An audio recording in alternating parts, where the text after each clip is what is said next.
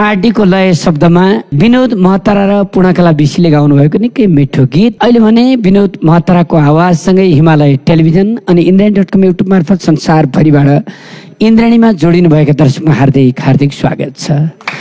हिमालय टेलिभिजनमा हेर्दै हुनुहुन्छ भने यो कार्यक्रम 1 घण्टा पुरै हेर्नुहोस्।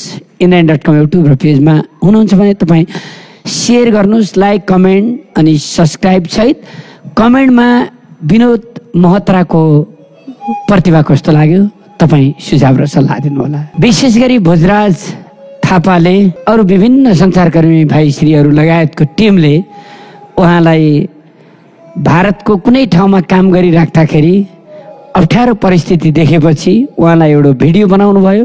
त्यही अनुसार विभिन्न सञ्चार माध्यममा सामाजिक सञ्जालमा छाउनु भयो। आज नेपालकै अत्यन्तै प्रिय गायिका जमुना सनमको साथमा उहाँ यहाँ आउनुभएको छ। जमुना सनम, यहाँलाई हार्दिक हार्दिक स्वागत छ। रातो घलेकीदेखि अनगिन्ती उहाँका सिर्जनाहरू छन्। जमुना सनम गायिका मात्र होइन, सामाजिक अभियन्ता पनि हो। उहाँको आफ्नै रेकर्डिङ स्टुडियो पनि छ। उहाँलाई धेरै धेरै धन्यवाद छ। आज दायाँ बायाँ हाम्रो राजु सुनाम भाइ र रमेश घलेजी हुनुहुन्छ। Current chow chow, Jagadamba group, Boston लोक सुशीली समूह, मेनकेसी मोहन खतिवडा लगायत सम्पूर्ण एभरेस्ट हस्पिटल लगायत हामीलाई माया गर्ने सबै सबैलाई धन्यवाद। विनोद महतारा भाइ दाङ निवासी हुनुहुन्छ। दाङ जौबारीका विनोद महतारा, भोजराज भाइहरू श्रीहरू यहाँहरूले घर पनि बनाउने अभियानमा पनि हुनुहुन्छ। छिटै घर बनोस्, हाम्रो शुभकामना छ।